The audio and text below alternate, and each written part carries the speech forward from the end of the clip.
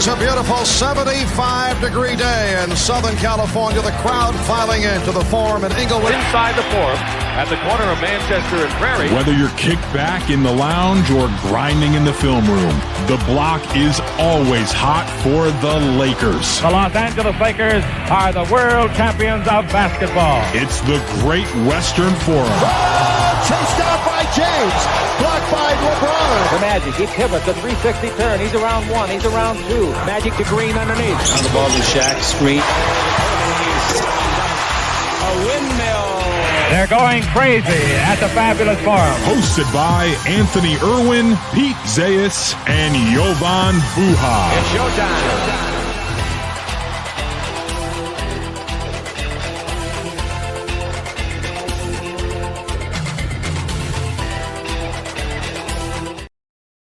Good evening, ladies and gentlemen. Welcome into the Great Western Forum podcast. I'm Anthony Irwin, your host, as always, joined by Pete Zayas of the Laker Film Room podcast and Jovan Buha of the Buha Block. Did that better this time than I did last time. Today on the show, we have a ton to get to. We have a series that the Lakers are coming off of, a really fun one against the Houston Rockets, and a much less fun one to look ahead to against the Oklahoma City Thunder. And so today we're going to, look back on the things that went well for the Lakers in their previous series and see what can be extended into this one that they're going into. And I'm going to get out of the way here. And Pete, this was, for petty purposes, one of the best weekends in recent memory. So good. So I feel like, sometimes a good Thursday night starts your weekend. And we did that with Denver and Minnesota, with Denver getting knocked out against an endless Minnesota team. And that was great. And there's, kind of a minor rival from the 20s. We played them, 3 times in the playoffs this decade. So they constitute a minor rival. We saw Pablo Torre won the Pulitzer Prize today for congrats to him for his reporting on the Clippers, another Pacific Division rival. The Warriors also flamed out. And then we get Friday night, right, with our Lakers having as far as game sixes go, that's about as close to stress-free as you get in the playoffs. And so that was nice, wasn't biting at my fingernails come the fourth quarter. And that allows you to sit down on a nice Saturday afternoon, Jovan, and watch the Celtics demise, my favorite day of the year. As you astutely pointed out, you got to have big men to be able to compete in the playoffs, and they illustrated that and a few other things. So I was starting Luka Garza, and Ron Harper Jr. and you out of the crowd apparently, like yeah. No, I mean, I think do you participate in that pettiness still too? I know that you kind of approach it more from the journalism beat reporter side, but a tiny little part of you has to enjoy. There will always be. There was a long part of my life where I refused to wear green. I would say I did not start wearing green until a few years ago. So it just was always a color that I was repulsed by. So, I think that there's still that part of me that I got that in there, but I've tried to suffocate the fandom, because I just think for me and what I try to do, it's easier to. A great word. It's like this gremlin inside of you that you're down under a pillow, I just think it's for what I'm trying to do. I think it's better to just be try to be as objective as I can be. And you're a better man than I am. So today on the show, we're going to be talking about, like I said, that series that the Lakers are coming off of against the Houston Rockets.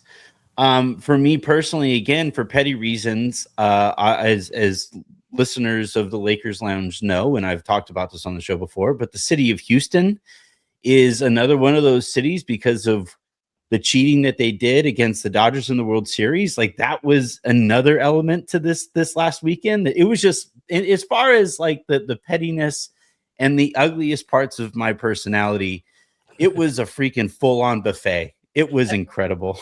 Have you encountered a lot of Astros fans out where you live now? Have you seen them out in the wild? Yeah, Oh, what's it like? they're the worst people. Like they just they're the neighbors who like they show up to the party. I'm like, oh, hey, hi, hey, yeah, yeah. You know, anybody doing anything over there? No, like for the most part, I do think Astros fans kind of recognize that they definitely crossed the line. They try to do the like, oh, well, everybody else cheats. And it's like, okay, but you guys were dumb enough to get caught and nothing happened to you. And so to me, the Lakers beating the Houston Rockets in the way that they did, as shorthanded as they were, and as in like the dominating fashion that they beat the Rockets in game 6, to me was the sports gods like dealing their judgment, just telling the city of Houston, all right, we can maybe kind of start to move on here. But yeah, let's Boston right now, then, if that's the case, between the Vrabel Rossini stuff, they just fired their manager for the Red Sox, and they don't seem to even like baseball anymore. Like that team's trash. The Celtics crash out. Didn't the Bruins screw? Like I know if that's happening to the city of Houston, man, I'm loving what's happening in the city of Boston right now. Look, man, don't mess with the sports gods. I say this all the time. I believe wholeheartedly in the sports gods, and it couldn't work. It couldn't happen to a worse pair of cities. But yeah, I think though that like this series against Houston, Jovan, I'll start with you. Like it was so wild to watch LeBron James at 41 dominate the tempo, the pace, the vibe of a series. Really, he didn't dominate it statistically in the ways that he used to in his 20s and 30s, but in his 40s to be able to do that, I truly don't think we're ever going to see anything like that. And to me, that's kind of the starting place of where that like it has to be the starting place of that series. Agreed. Like LeBron was the best player in the series by far. I don't think anyone was even close, whoever you want to put at number 2. I think it might be a conversation between like Marcus Smart and Alperen Şengün, which is also its own wild subplot of like who is the second best player in the series. But or DeAndre Ayton, you could throw him in there as well. Like, I mean, the Lakers, like first 2 games, Luke Kennard, like the Lakers came out in terms of like the depth, top end talent battle, looking much better than the Rockets did, which I also think the Rockets are going to have to figure out this summer. But LeBron was just incredible. I mean, setting the tone game 1 and game 2, the plays down the stretch in game 3 and then going into that overtime. I also thought his defense down the stretch of that game, I mean, obviously he makes the play, tipping the ball loose from Reed Shepherd, but I thought his defense against Alperen Şengün, either as the direct guy or as a helper, stripping down on same spin move every time with Şengün in the paint, and LeBron scouted that out and was able to deflect several of his dribbles or spins inside the paint down the stretch of that game that I thought was really pivotal.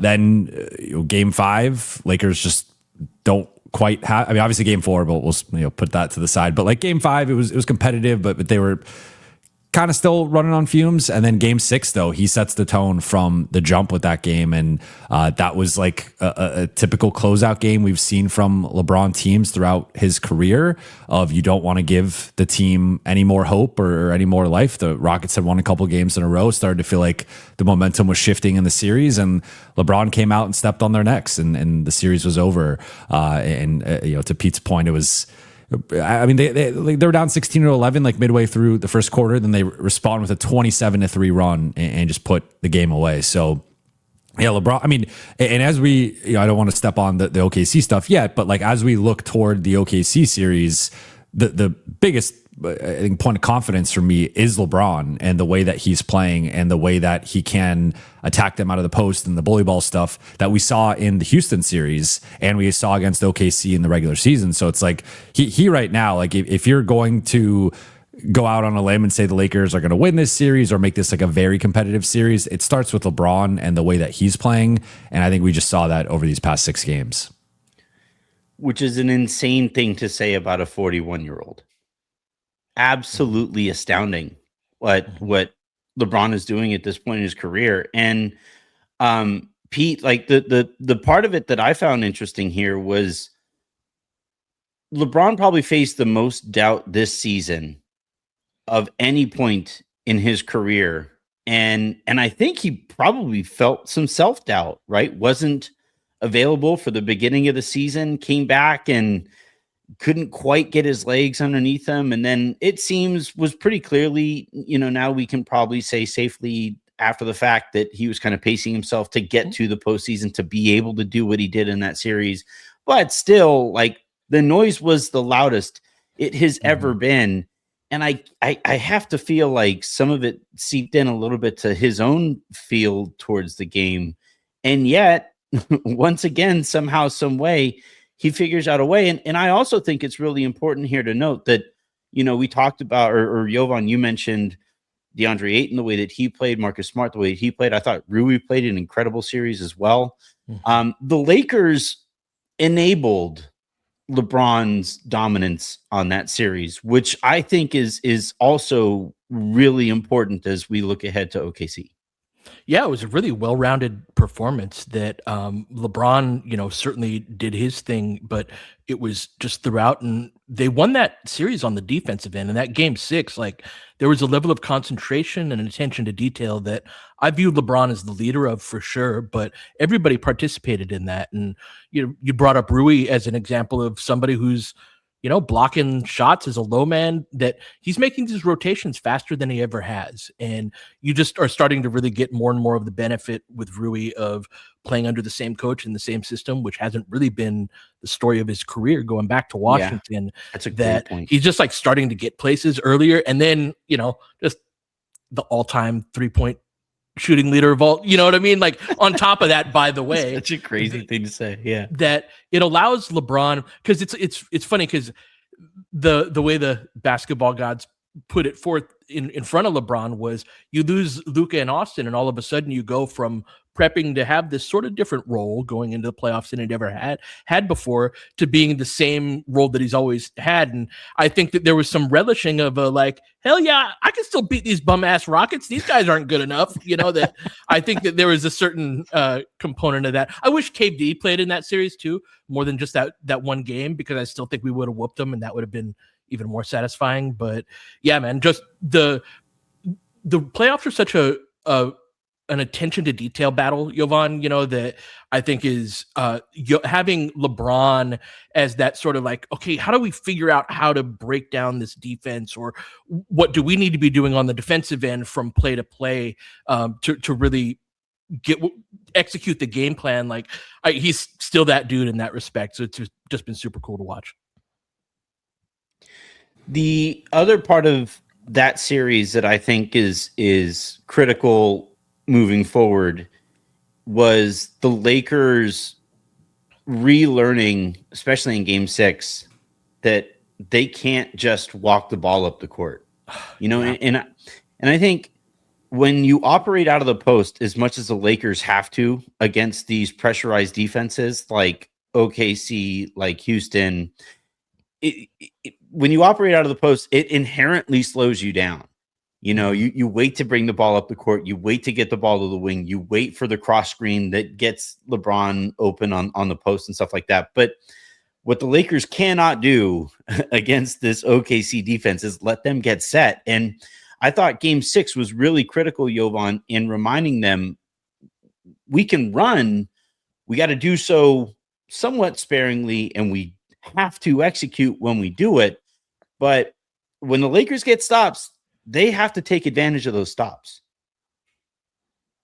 Yeah. I mean, are we going into the OKC conversation now, or? Well, we can. I think like when the Lakers looked their worst against Houston, I thought played their slowest, and it also led, I thought, sometimes, especially when Austin came back, to the your turn, my turn stuff. And I guess my question to you is, like, whether it's against OKC or if there was anything that you saw against Houston that led the Lakers back to those bad habits. I think it's a fine balance, and we would see them get out of sorts in those second quarters, right? I think they didn't have that stretch. Maybe I'm trying to remember. I don't think they had that stretch in Game 6 at all. I think that the second quarter was fine if my memory serves. But I would say 4 of the first 5 games they had one of those. They avoided that. All right, we're good.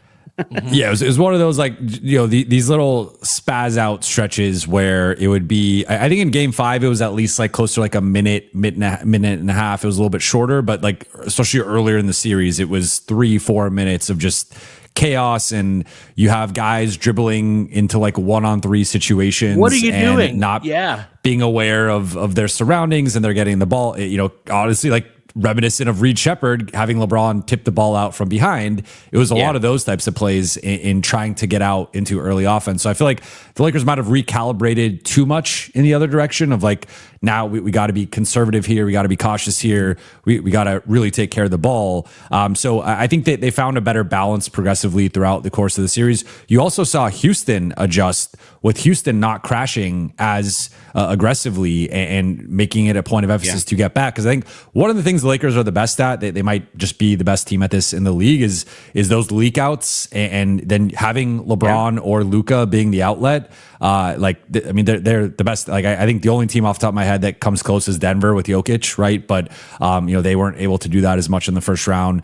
But that's a superpower for this Lakers team, is the amount of, especially if you're going to crash with 4 or 5 guys and be an aggressive offensive rebounding team, they're just leaking out, and there's no one within 20 feet of Rui or whoever's getting out in transition. So I think that's been a big part of their success. But I'm with you, because I think the half court offense just has not been the same without Luka, right? And without Austin for the first 4 games. So I think with some more time to prep for this series and Austin getting his legs back under them, or under him, they can start to get back to being that caliber of offense that they were in the regular season. But their ceiling is undeniably lower without Luka, right? So when you can find those pockets of the game or those possessions to get easy buckets and to get out an early offense, you have to capitalize there, and you have to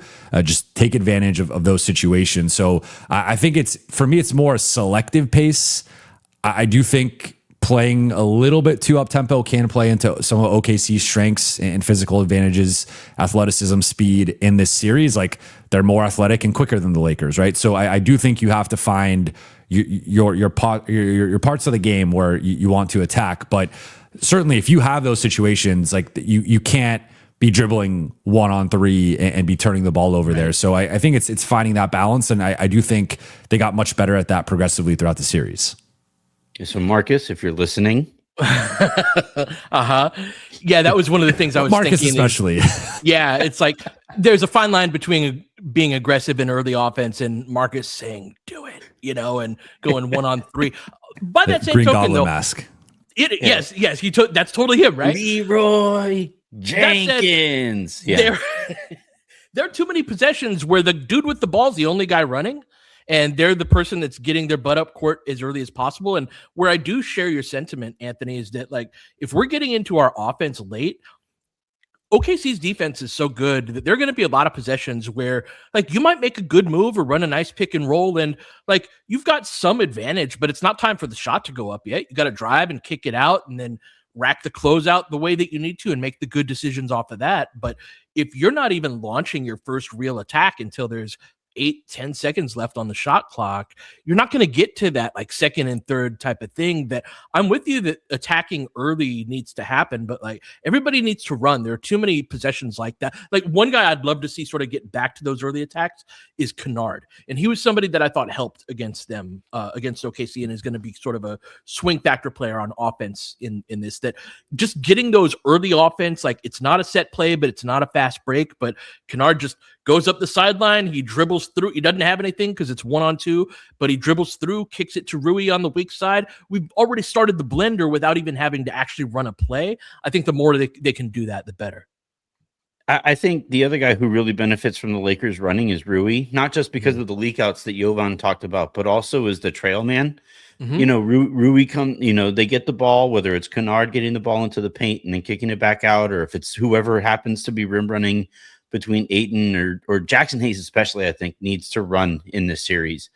And then if the ball can be kicked out and you have Rui, he is so good when his shoulders are already squared to the basket. He's so good with that footwork of running up, planting his feet, that hop step into the shot. It's really such a difficult shot to pull off, and Rui's almost automatic at it. So those are some of the things, because like this OKC team, man, they just force your margin for error. They just squeeze it. They're like an anaconda, like a constricting python kind of thing. It's like you start with a certain vibe towards the game, and then over the course of it, it's like those opportunities start getting slimmer and slimmer and slimmer and slimmer. I have a question for you guys. That flurry of like bad, chaotic basketball that Jovan was talking about, do you think the Lakers are capable of going? It's not going to be every single game, but do you think they can make that not be 4 out of 5 games? Or is that just, do you think something that's part of their personality? Because against OKC, that is absolutely fatal. You do that crap for 2 minutes, that shit's a 12-0 run easy, And just really, if you're talking about how do you chip away at the margin between these teams, that's the first place that I look at to get the easiest amount of points in like serious volume is like, can you not be brain dead for those 2 minutes at a time that almost always seem to happen in the second quarter? I don't know, to be completely honest. I don't either. I would say I think there's a version of this team that can do that, but asking them to do that against the team in the league that's best at forcing that, like that's where it's like I think they've made some progress. Even within the series, I thought they made progress with it. Again, we're talking about like game 5, they cut it down from a few minutes to like a minute and a half.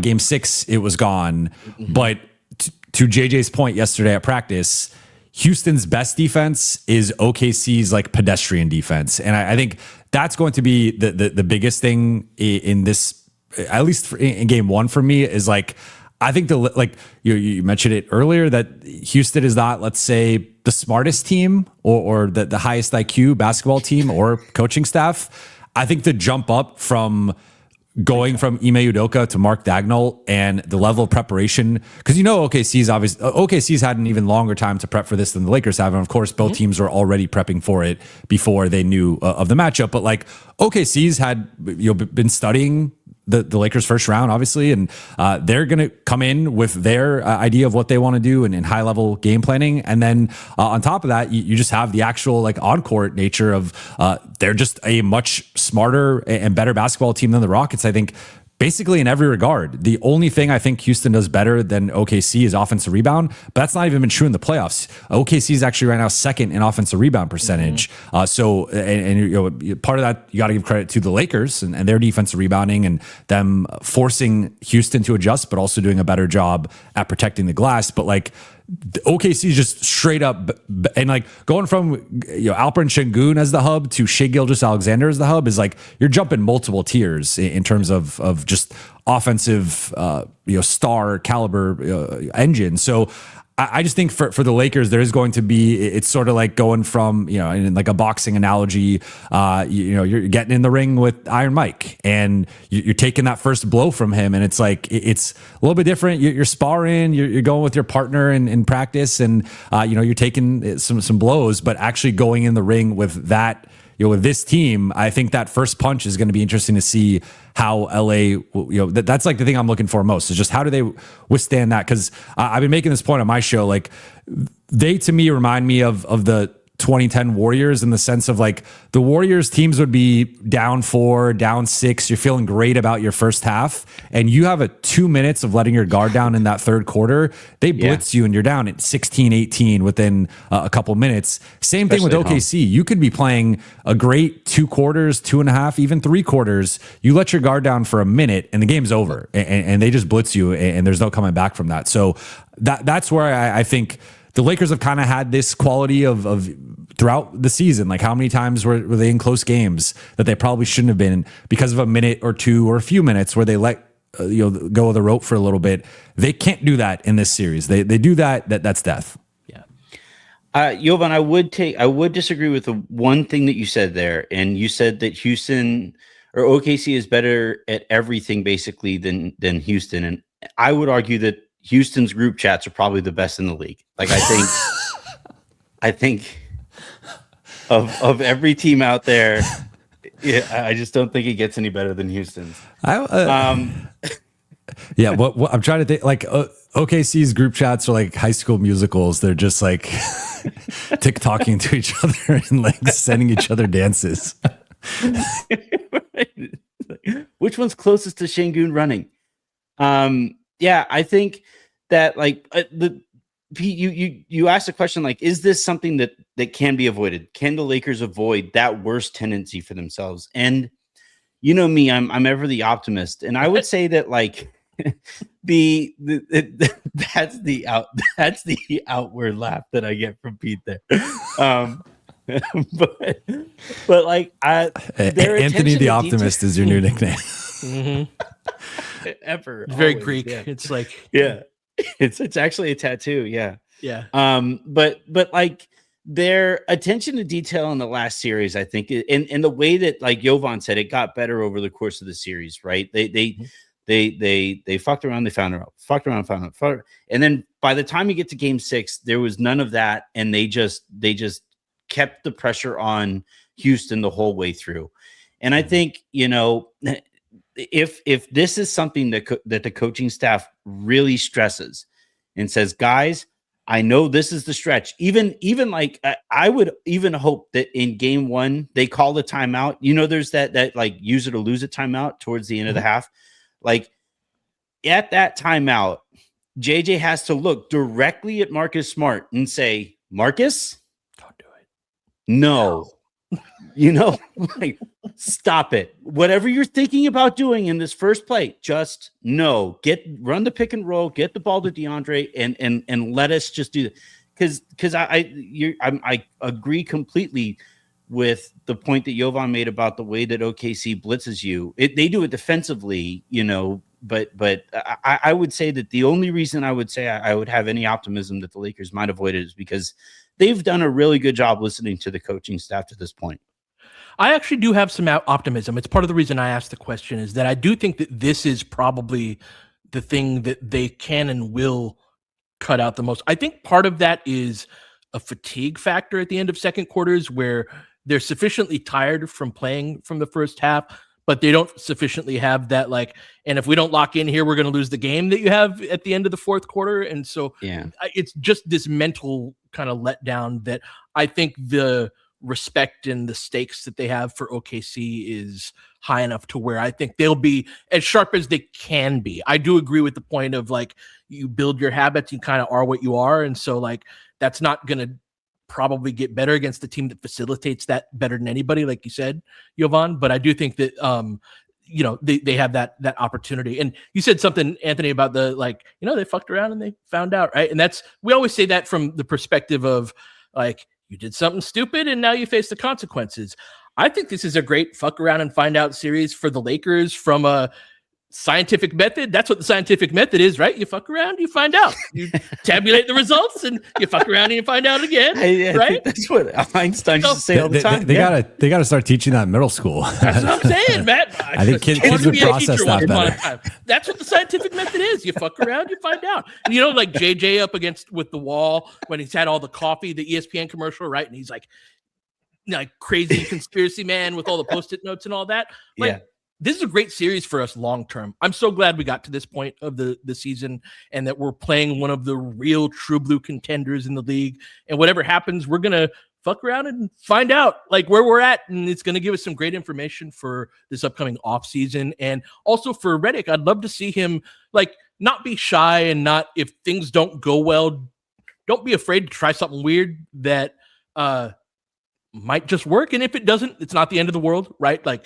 I'd love to see him if things don't go our way, to sort of go more toward the kitchen sink type of style of coaching rather than the I'm going to consolidate down to these 6 players that I trust, and that's that.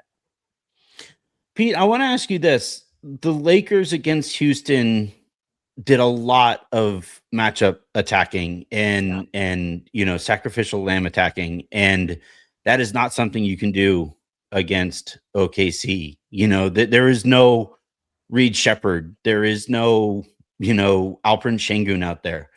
And with that being as big a part of their half court offense as it was against Houston, like how do they make up from not being able to go to that?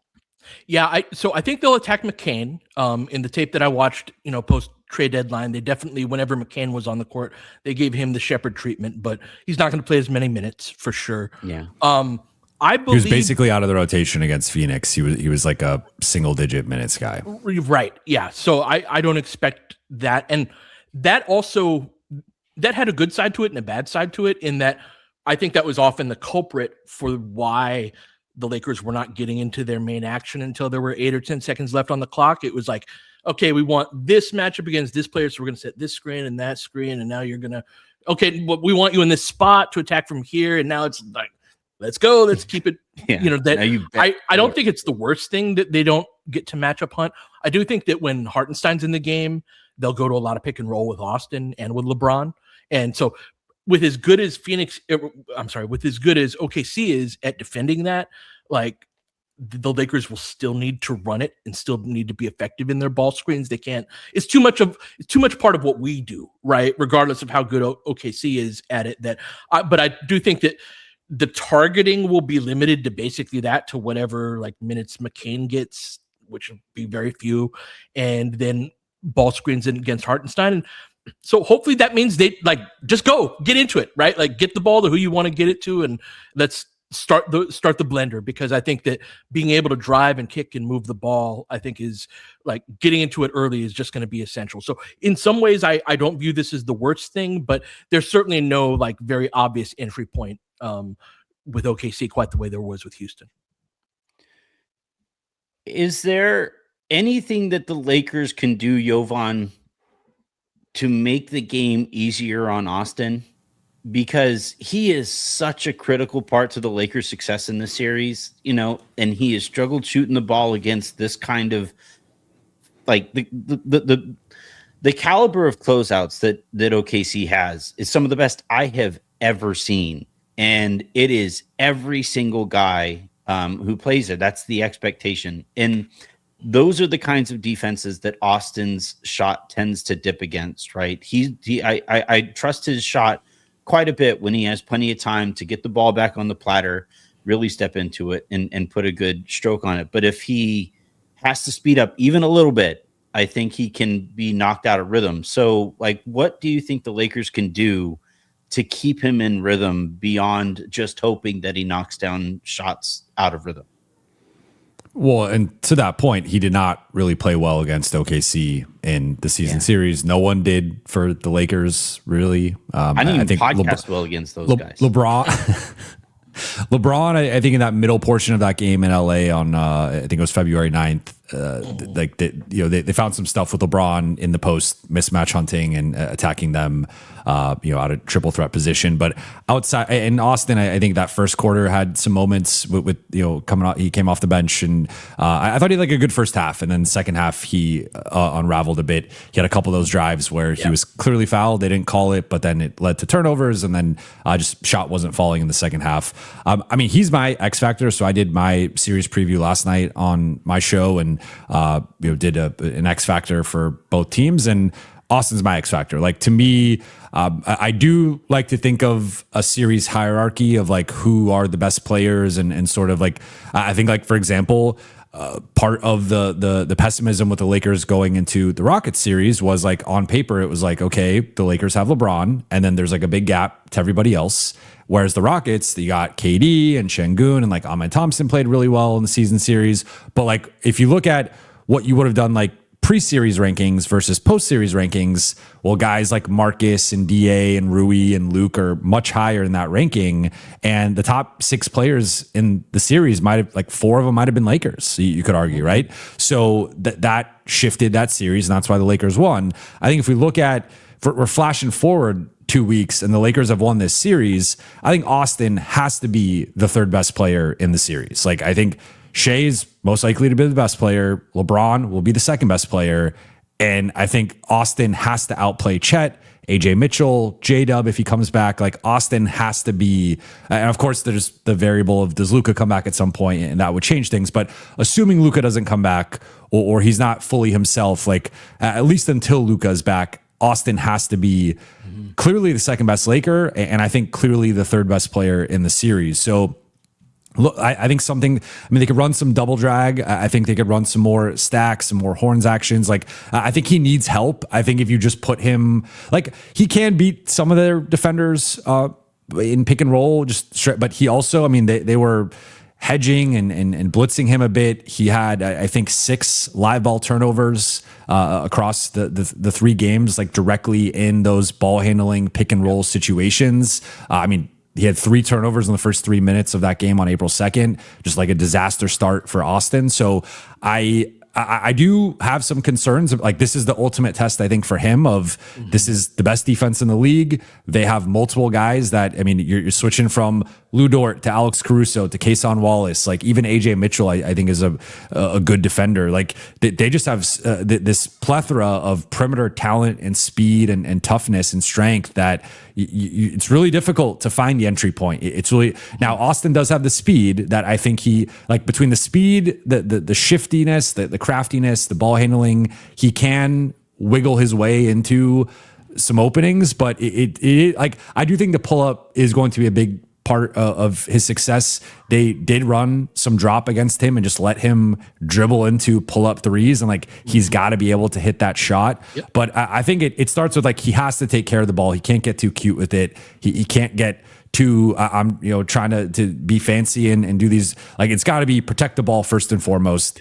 Make smart reads, because they sped him up a bit, and then he started throwing the ball left and right, turnovers, and then he's got to shoot at, like, a certain level that he has not yet shot at, and it's been 2 games. But I think that's going to be, like, a big X factor for me, is, like, specifically, like, can he turn or take care of the ball at a high level, and then can he make shots? Because I do think he'll be able to get downhill, but the way to kind of get them to counter what they're initially going to do is the shot being there, and then being like, we have to respect this, and then that allows Austin to penetrate. If they're comfortable playing and drop against him and just kind of keeping him in that middle range and forcing him to be a jump shooter, that's where I think that could play into OKC's hands.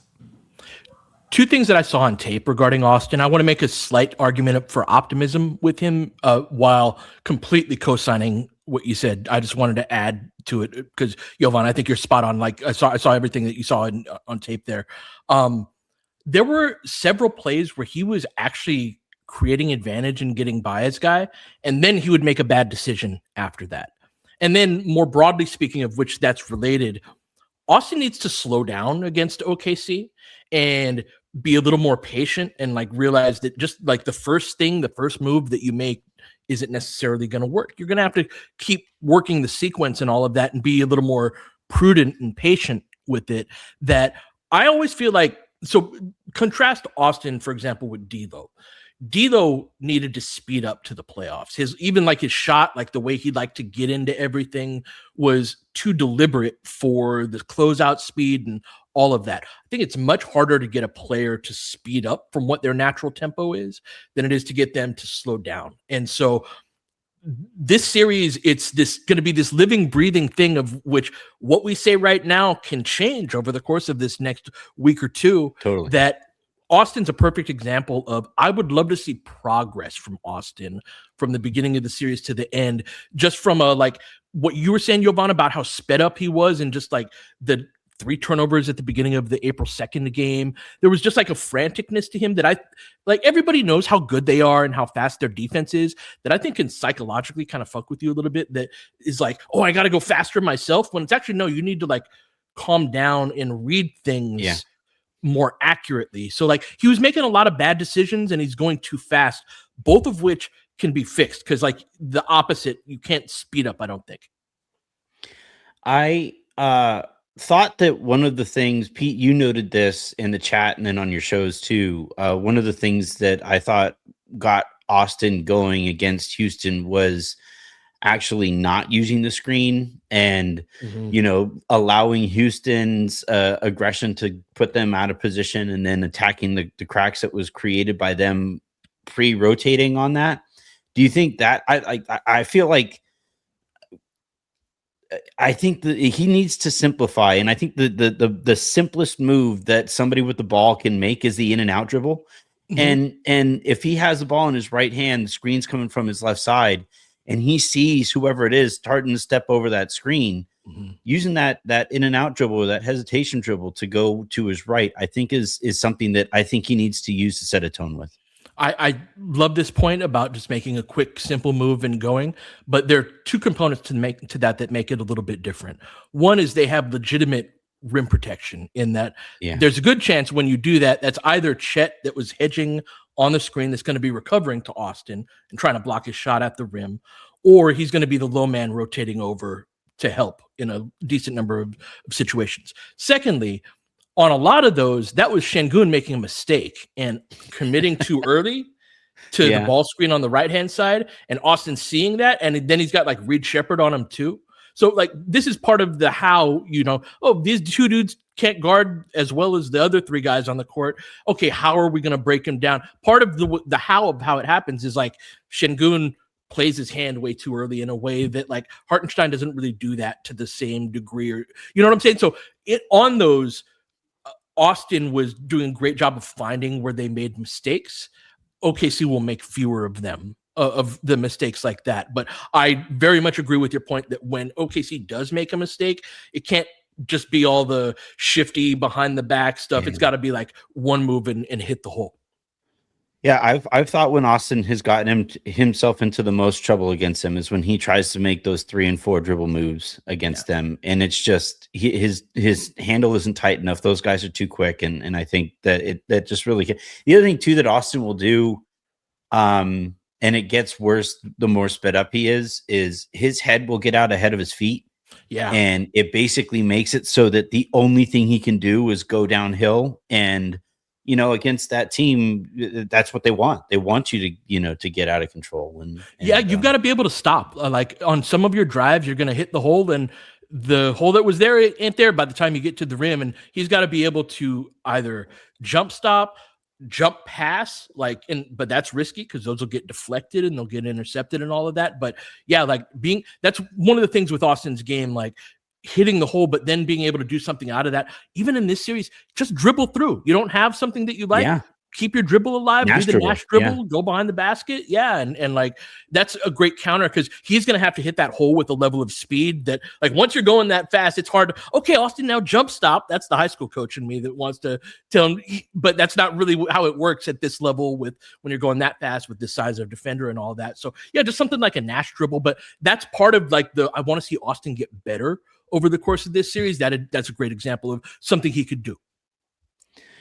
Last point that I have looking ahead to this series, and you guys can, hit me with other topics if you guys want, but like the last thing that I have, and it's been a subject in our group chat, has been center play, and how critical it is in today's NBA. And I thought that a big part of why the Lakers beat Houston the way that they did was because in more than half of those games, I probably would say they got better center play than Houston did from start to finish. And when Ayton looked his best, the Lakers looked their best.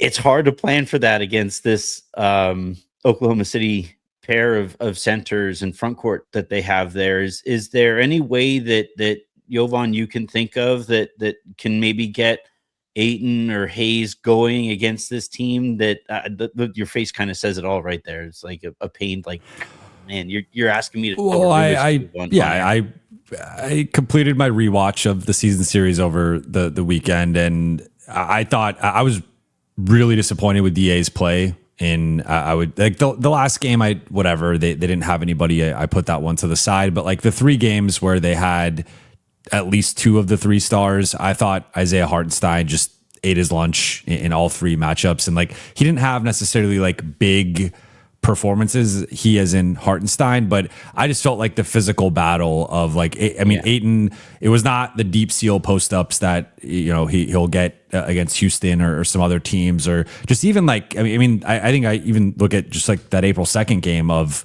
he was directly involved with 2 or 3 of those first quarter turnovers where he's not properly sealing his man. He's not catching the ball. And like, he is someone that I think, similar to what we were talking about with Austin, like when he's at his worst, he can kind of get sped up and be a little frantic and like just kind of have that look of this is moving a little bit too fast for me. And so I felt that happen in the first three games against OKC. And those were, in my opinion, three of his worst games of the season. So like he didn't score in double figures in any of the four games. He had one of the games he had 10 rebounds, but like didn't really impact the glass. I thought Hartenstein got a few tip-ins or offensive rebounds directly, one-on-one against him. And just, I want to see the version of him we saw against Houston. I think it is like going up against Şengün versus Chet and Hartenstein is like a massive difference in terms of strength, length, physicality, IQ, all that stuff. Like those guys are bigger, tougher, nastier than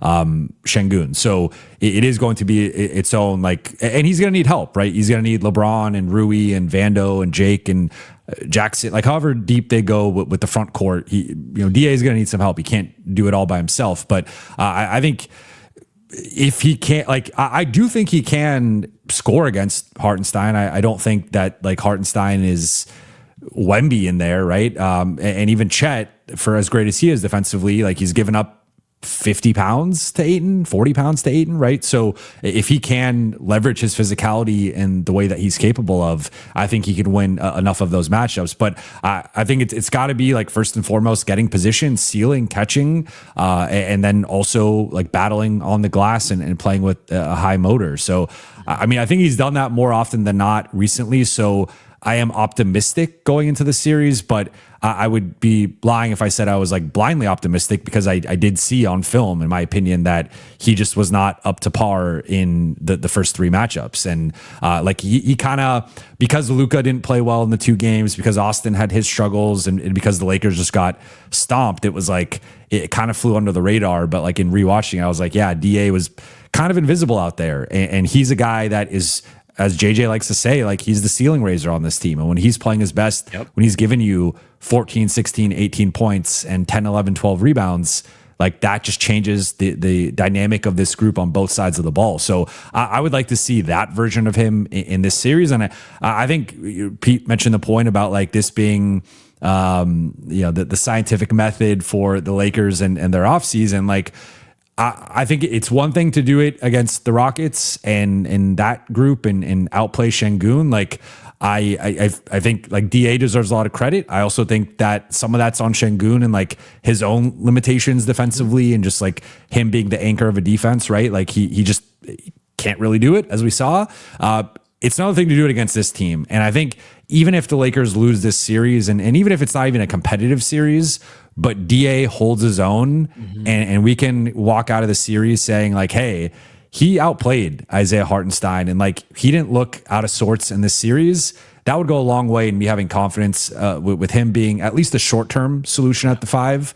If he gets his butt kicked or he replicates what he did in the regular season, I'm out. I'm just like, the Lakers need to move on, and like maybe he could be a backup, but he cannot be the starting center moving forward. So like that's going to be a really big thing. In terms of the rest of the guys, like I thought Jackson had some moments, particularly in that game in LA, and he ended up closing that game over DA. So I think there is some stuff with Jackson in the pick and roll, his verticality threat that the Lakers can unlock and leverage. But with him, it's just going to be a matter of like, can he stay out of foul trouble, like not pick up the offensive fouls, which I feel like there's been a slight uptick lately with him.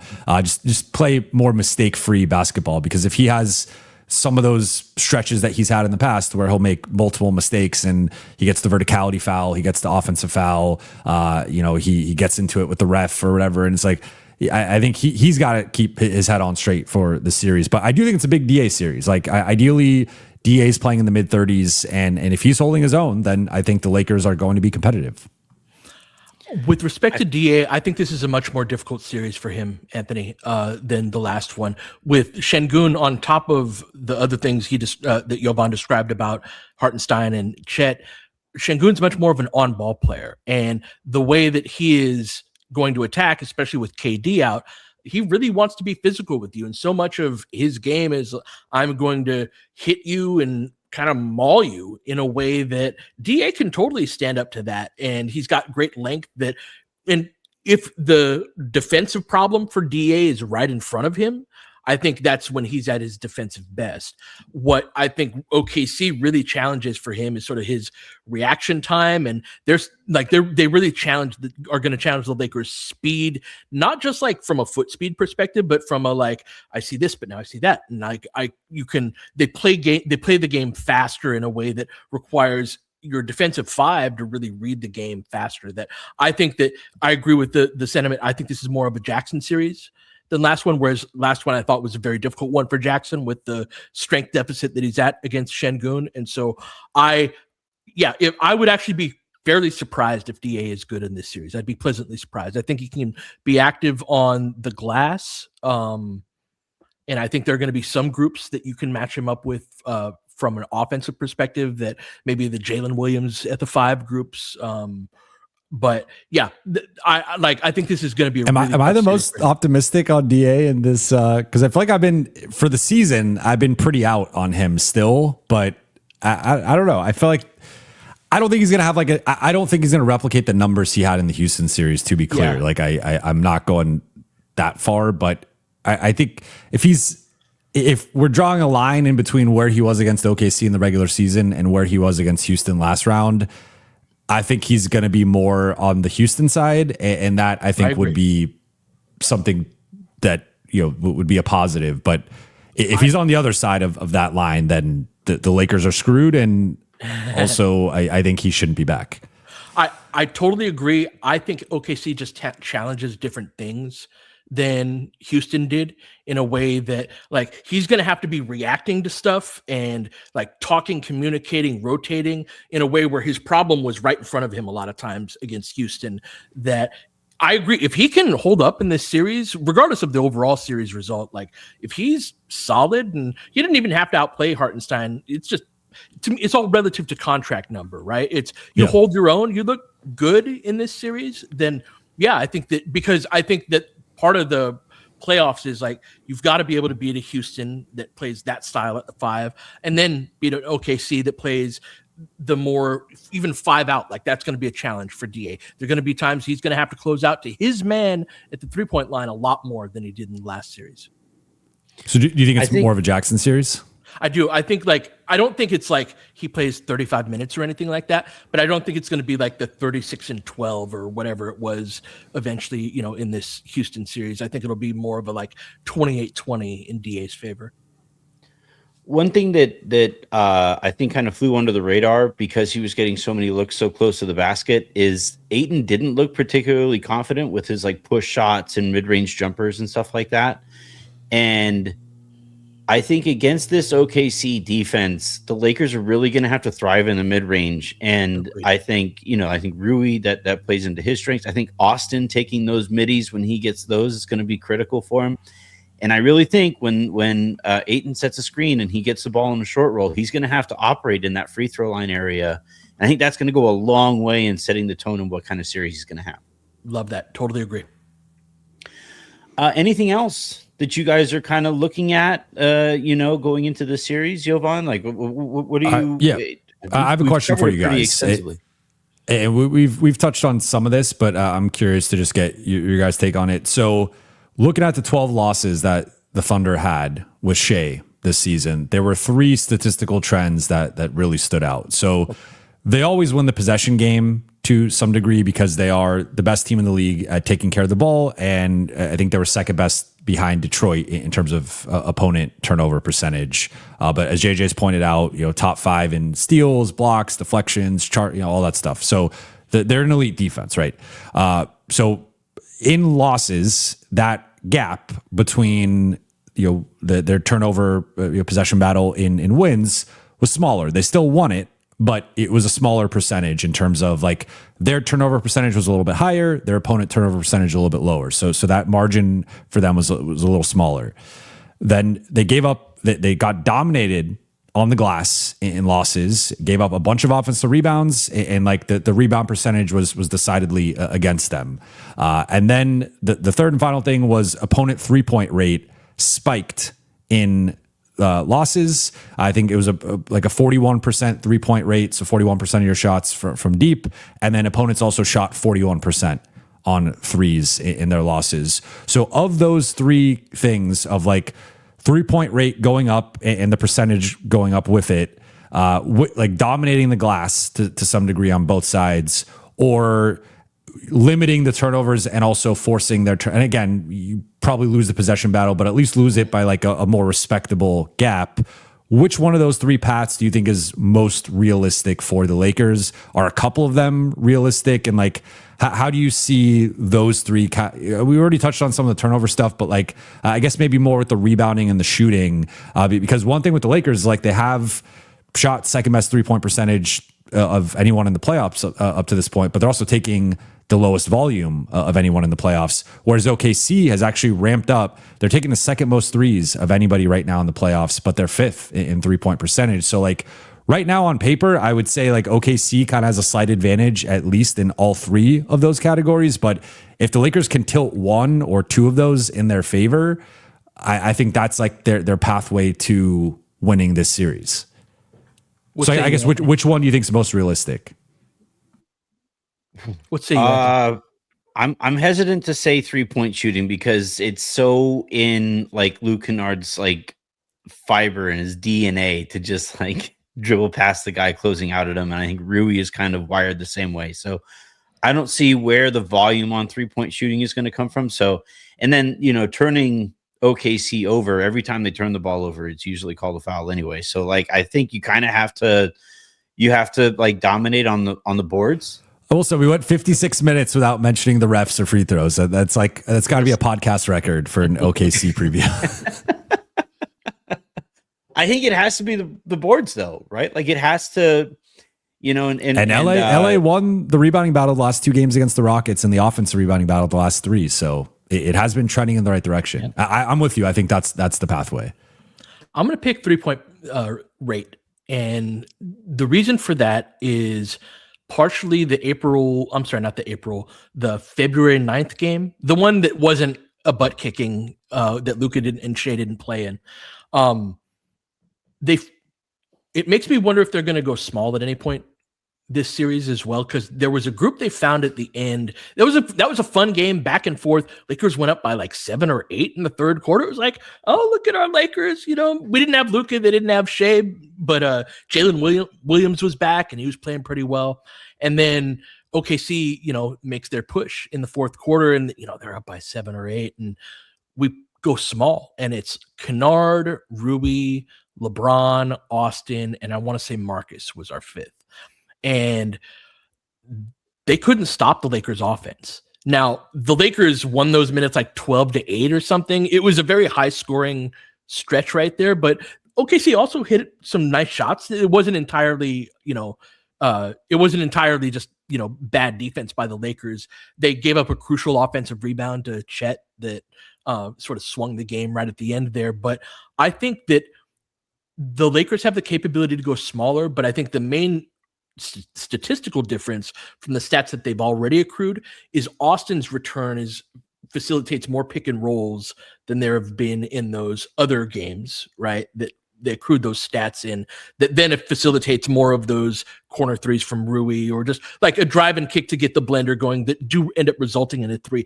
Lakers had to play kind of a weird style of basketball those first couple of games, and then Smart and Kennard being as good as they were at the front end of that series on offense was them being able to step up into that usage was killer, but they had to just kind of figure it out in some ways that I think getting Austin back to run some ball screens and just classic, NBA offense, I think will generate more threes.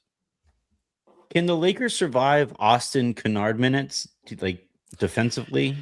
I think they have a better shot of doing that than they did against Houston, in part because Houston's really trying to maul you. Now, OKC has their mauler version of their team as well. Like they can be whatever team they need to be in terms of what they can morph into. So you have to be careful against who. I think it is more plausible against them. And I think Kennard sort of like slashing around and just moving around is going to be really a lot, more helpful than say against the switching units that Houston had if Şengün wasn't on the court. I think they're going to have to, because the Lakers had a 107 offensive rating in the first round. They had a 95 offensive rating against the Thunder in the regular season. Obviously you're not winning with a 95 offensive rating, but even the 107, like OKC right now, I think, I touched on it a little bit, but like they've shifted some things offensively, strategically, and it might have been a Phoenix specific adjustment, but they put up a 127 offensive rating in that first round. And again, second in 3-point rate, second in offensive rebound percentage. Those are not things that they did in the regular season. So like with J-Dub out, partly, and also I think with the Phoenix matchup, and if Phoenix doesn't have a lot of size, so they were able to exploit that on the glass. Their guards did a good job with the offensive rebounding. Like they kind of shifted some things in that series that weren't part of their regular season profile, but point being, like they've been scoring the ball at a high level in the playoffs, and this is a much different series, I think, from that perspective of with, to Pete's point earlier, like the first round was definitely a defensive series for the Lakers. The pace was slow. I think they had like a 92.4 pace for the series. So, we saw a lot of sub 100 scoring games.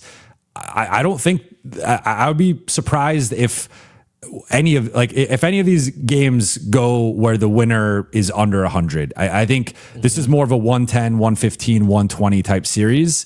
And for the Lakers, you got to be careful, obviously, shifting it too offensive, but I do think they're going to have to throw out some of these lineups of like Rui, Austin, Luke, and stuff like that, because if you can't score at a certain level, I think OKC is going to find a way to get to the 110, 115. And like, if you're at 95, you're losing that game by 15, 20 points. So I think LA, they're going to need to put points on the board. Like, this is not the Rockets where it's going, like, there will be some rock fight nature to some degree, and OKC can go cold. We've seen, some of those games where they make like 7 threes and they just, can't make anything. But I do think with their pace and with like a guy like AJ Mitchell, who I think is going to be a bit of a matchup problem for LA, and like how you're putting all this attention with Shea, but like you can't overlook that guy. I think he's really blossomed this year. I just think that they're going to have to score at a certain level where like they might have to have those Austin, Kennard, like kind of defensively questionable groups that the goal is like find a way to score at a high enough level to at least tread water, if not win those minutes. Final predictions. Do we want to do that? Are we open to that yet? Yeah. I'll kick us off. I have my optimism has run out. I have OKC winning this in 5. I just think they're too good at all of the things that really bother the Lakers. And now look, if the Lakers can get that split in the first couple of games there in OKC, I do think this is a long series. But that situation notwithstanding, I think this is probably a short one. Pete, where are you at? I'm in the same spot. My heart wants to go to 6, that they tough it out and, at least get it back to LA. But with Houston, I was like, no, we kicked their butts a couple of times very recently, and they stink at several aspects of the game collectively. That OKC is not that. They are not overrated, and they're not like I do think it's remarkable that we talk about them this way when J-Dub is out and not expected at all. That's their second best player. He's, their second highest paid guy. That just him not being there, there's still this juggernaut that I want to say 5.5, but I'll go 5. How about you? I'm kind of with Pete in the 5, 5.5. I said 5 last night. Overtime in one of the games? Is that like on my serious prediction? Like, I think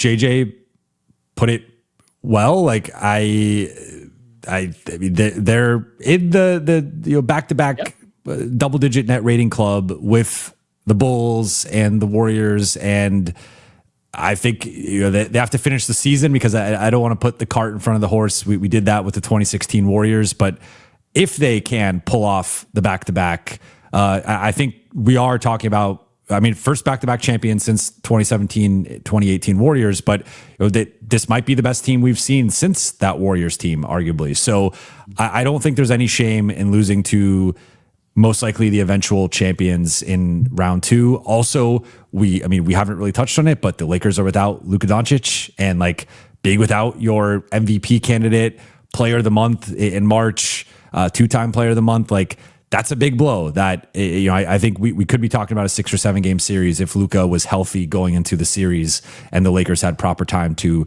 prepare for this. So I think the Lakers are playing with house money to a degree here, and we will learn a lot about who fits, who doesn't, who should stay, who shouldn't, how much money they should make. We're going to learn a lot in the next week and a half here. But I also think the schedule, like it's starting in OKC. That's a really tough environment to play. It might be the best home court in the league. Also, the every other day nature of the schedule. Like I think those are a couple of things that kind of work against the Lakers as we saw them wear down a little bit in the Houston series. So I'm like 5.5, but that's not a real number. So I'll lean 5.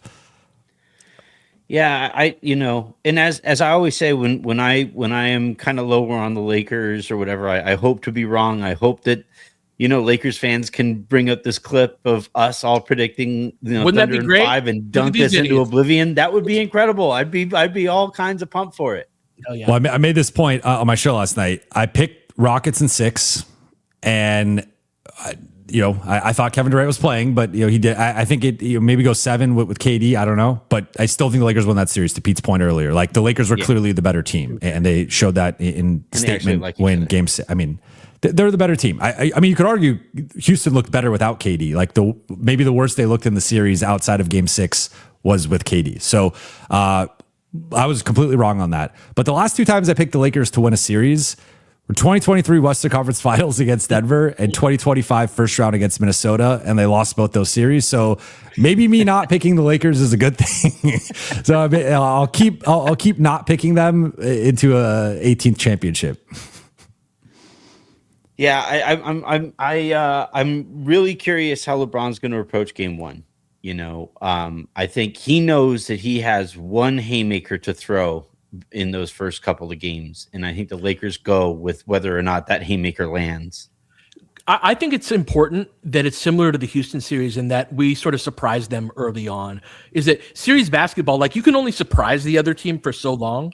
And by a certain point, not too long into the series, it's like, we know who you are and what you do. And yeah, you can make little adjustments and, this is our bigger look and this is our smaller, but this is kind of who you are. And this is the stupid dribble move that you do that nobody else does. You know what I mean? But I know it now by Game 3 that I think it's really important that the Lakers sort of baffle them with bullshit in Game 1 and jump out in a way that I don't think this can be a sort of like measure them out type of, like they've got more firepower than the Lakers do. And so if you're operating at a disadvantage, you actually have to kind of set the terms and jump on them in a lot of ways that, we can't afford to wait. You got to go punch the bully in the nose. That's right. And then get a flagrant 2. All right. So. And they sweep kick you and don't get called for it. If somebody ever punched Shea, Adam Silver would walk onto this court and arrest him. I was actually talking about Lou Dort, but that's what future Laker Lou Dort. No. I thought for a moment that it might make some sense to play Maxey in some Lou Dort minutes. Just like if he gets up to his shenanigans, have Maxey go out there and be like, nope, not this series. Or Vando. I think Vando would mix it up with him too. Absolutely. Yeah, like one of those two guys, I think, has to, because it's going to happen. And that OKC fans are going to be in our mentions telling us, oh, no, he always moves like that. It's like, yes, that's the problem. It reminds me of the clip of Bruce Bowen when he just like karate kicked Wally Zerbiak in the face on the closeout. It's like, that's how he moves. That's how he closes out. Bowen is such a good comp to Lou Dort. Like it is the same, and like immense respect to both of them as defenders overall. But come on, man, very, very similar between those two players. Well, I was gonna say, it's ironic that OKC fans defend Lou Dort when remember it was against Steven Adams while he was on the Thunder that Draymond kicked him in the nuts, and Warriors fans kicked him in the nuts a couple times, I think. Yeah. But Warriors fans try to call it natural shooting motion, and Thunder fans weren't having any of it. Now they're like, no, it's his natural playing motion. It's like, come on, man. It's who we are as people. Yep. Anyway, this has been an absolute blast. I'm going to get out of the way here. Pete, anything that you want to plug before we get chat here? No, Game 1 on the offside chat. Those have been super fun. Come join you and I over there. And that's it. How about you, Jovan? Buha's Block, Lakers Collective, and Buha's Block merch is live. So posted on my channel, posted in the show notes. So we got t-shirts, hoodies, mugs, notebooks, a bunch of stuff. So check all that out if you're interested. Is it just like a black t-shirt? Like, I hope that one of your a lot of items black from merch t-shirts. is just a black t-shirt. I got a purple one in there. I got a yellow one in there. I got a little bit of color. Is there any yo incorporation? Not yet. Not yet. I'm working. You got to on get on that. Yeah. That's the second round. But yeah. Nice. Congrats, man. I gotta catch up to you guys. Pete has merch. Jovan has merch. I gotta get I a got my merch hoodie person. on right now. Yeah, it's a sick. That's an nice insane hoodie. graphic. That's incredible. It's super comfortable too. This is the most comfortable hoodie that I have. So, over at Cotton Bureau, I guess I'll plug that. Yeah, you want to get a LFR hoodie? Yeah. The only merch I would start with is like Raj gave me this idea in the middle of a show one time, and he would you do a hat, and it's like, and if you're feeling good, right, your hat is forward, and you go like, "We are so back," and then like if things are not going well, you turn it around and it says it's Jover right here, like, or thank you fans. That's the only thing that I would want to launch on a merch thing, because But anyway. Check out your guys' merch. Check out your guys' channels. This has been a blast. Have a great rest of your guys' day. Make somebody else's. And we'll talk to you guys after game one.